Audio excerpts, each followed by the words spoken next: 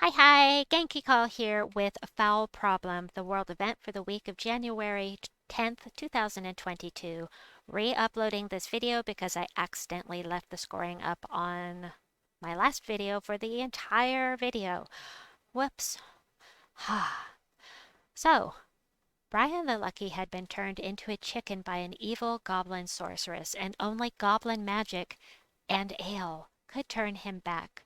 Collect shaman masks and ale barrels to help Brian return to his true form. So let me go ahead and bring up the scoring for you. This time I will remember to take it down.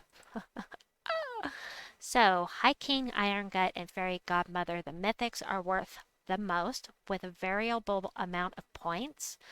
The base point range for High King Iron Gut is 30 points and Fairy Godmother is 27 points, but every battle you do will have some extra points added on, which is very nice. After that, we have 3 of the epics. The way that you can remember this is go for the dwarf first and then the princess, and avoid the innkeeper. So that leaves only Fundingus down there with the innkeeper. So dwarf, princess, in that order. And of course, the mythics first. So taking this down, I cannot believe I did that. So anyway, let me go ahead and show you the teams I've got. Now, first of all, as far as the badges and medals go, you're going to get spell damage addition only. There is no boost for the skulls unless you create it yourself. So let me show you the teams I've got. The first one, we go for the Princess above Fundingus. The first one I have here, that is not it. The first one has no legendaries, and what we've got here is the Haunted Guardian with some skull damage reduction, and she's going to gain armor and a barrier, which means that she'll be an okay tank here in the front. But mostly I have her here for mana generation, because she's not just destroying gems, she's exploding them. So that means more mana than just a destroy in this case. Then we've got Tide Slash. Now, if you don't have Tide Slash, I'm hoping that you got it from the Nexus Kingdom Pass. However, if you didn't, then I would recommend the Mountain Crusher here. Then we've got the Pride Guard, who is going to do damage to an enemy boosted by all ally armor, which means the boost that the Haunted Guardian gets is going to count. And then Templar gives armor to all allies. So if you are going to use Mountain Crusher, I would put it at the front of the team and then put Templar so that you don't mana block the Templar. I am using Thief for all of these teams because you need to use Thief for the campaign right now. But if you don't want to use it, if you want to have an all-night team, just switch to Night class. That one's easy to remember. It's not like Thief class is Goblins. That can be hard to remember, but Night is Knights. That one's pretty easy. So let me show you how this team works, and then we'll move on to the next few teams.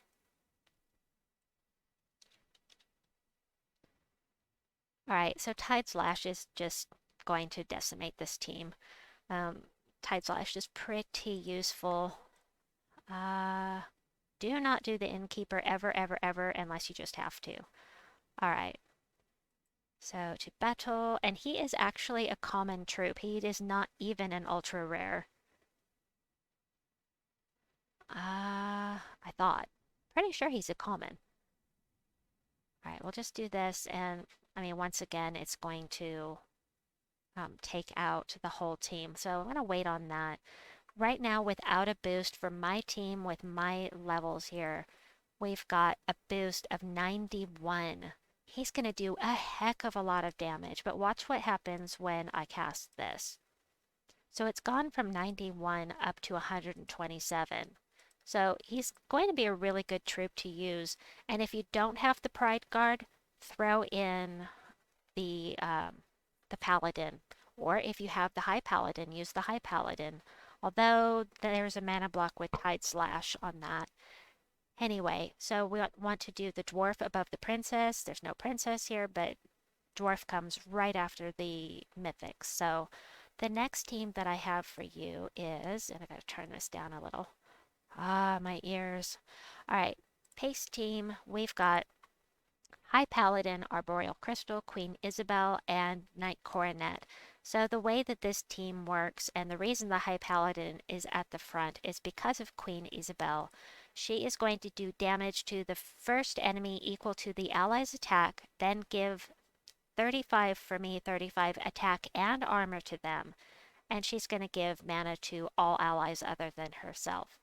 So adding that armor to High Paladin, who already has a skull damage reduction of 40%, he is going to be doing damage to 2 enemies boosted by his armor. Plus, being at the front of the team, the reason he's at the front of the team is because you really want to cast at the front so that you can take advantage of that boost to the attack. So if you do come across skulls, you can do a little extra damage. That's what I meant by creating extra damage with skulls by yourself. Arboreal Crystal to blow things up and summon if needed. And then the Knight Coronet also does damage to 2 enemies. He does have skull damage reduction by 50%, so you could put him at the front. But I kind of like the High Paladin up there. Either way, it works either way. If you want to protect the High Paladin's armor, you could put it further down. But let's show you this one, and then I will show you I have a variation on this team for the higher levels. But the High Paladin and the Knight Coronet both hit 2 enemies, and I like to get things done as efficiently as possible, and hitting 2 at once and getting rid of 2 at once is very efficient to me. If I could do all of them at once, like I was doing with Tide's Lash, I would totally do that.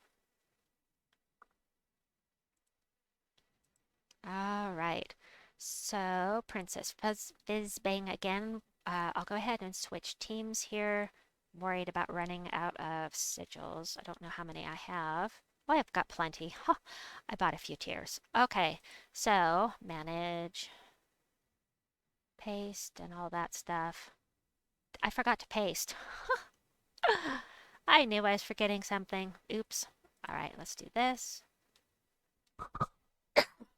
Pardon me. Blow things up, hopefully get some more mana. Here's one of those new gems, the Wish gem, and I will talk about that in another video. And we have to take Fundingus because we're not about to do the Innkeeper. Edit, manage, paste. This is the variation I was talking about. So we've got High Paladin. He does damage to 2 enemies. And then the rest is really just support for High Paladin. So we've got the Gobsticker that's going to do, it's going to explode green gems, grant a random status effect to all goblin allies. Hopefully you got this during the event during the weekend. And then summon a goblin troop. Now, it's there for mana generation. I am using Thief class right now, so that does make me a goblin. And for now, anyway. And then Queen Ysabelle, just like before, and the Knight Captain is here because she's going to barrier an ally. That would be my High Paladin up here. And if it's a Knight, I give them armor, and she'll double the effect if it's a Knight, which the whole team is a Knight, except for the hero. So adding more armor to him. I'm sorry, this is I'm gonna have to redo 2 videos, not just this one. Doggone it. I can't believe I messed that up. All right, here we go. Let me show you this team.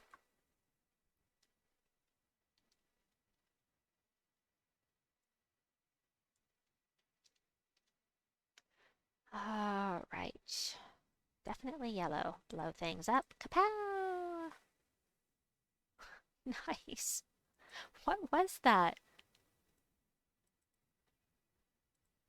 I do not even know what just killed off those 2 enemies. It must be a little something on the upgrades.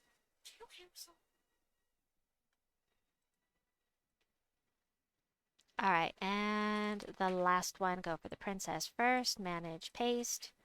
It is Tide Slash that does true damage to all enemies. We've got Ulf Harrigan that does true damage to 3 enemies.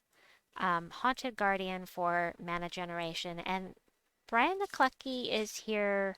I would replace him with, not the High Paladin one we were just using, Knight Coronet would be a good choice here. But Brian the Clucky is here specifically to combat High King Irongut because he might reduce the attack and therefore his chances of devouring. So I don't know. I think this will just be something that you should replace when you're fighting High King Irongut in hopes that he'll do that, but there's no guarantee. It could go to life every time or to magic, which would do absolutely nothing to High King Irongut. But, it's a thought.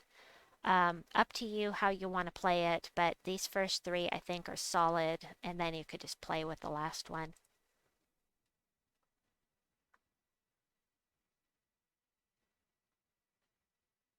Okie dokie. Want purple, blue. Oh, green. I guess I'll have to do green. Do Tide Slash. Now, Brian the Clucky could remove 40 points of life from all enemies, so he could actually one-shot the rest of this team at this point. Let's see what he'll do. And nope, he went for attack, but still, now the first enemy's attack is 0, so that is useful. And especially since we have a boost from the badges and my gosh, medals and badges. So he's going to remove more than just the 40 that it was showing there. So let me just do this. And that is what I have for you for the World Event teams. If I find something better during the week, I will let you know. Now in the shop, I did want to mention there are 3 mythics that you could pull, and let me show them to you. It's a long shot. It does not happen very often, but you do have a chance to pull Champion of Anu, Champion of Guard, or War, which is really underwhelming, which is why I did not use him on any teams. But there is a chance to get any of those 3 in the shop. Good luck to you. I hope that you pull a mythic. That would be awesome. Either way, I hope that you've enjoyed this video. Sorry about my earlier mistake. Please like and subscribe, and we'll see you soon. Bye-bye.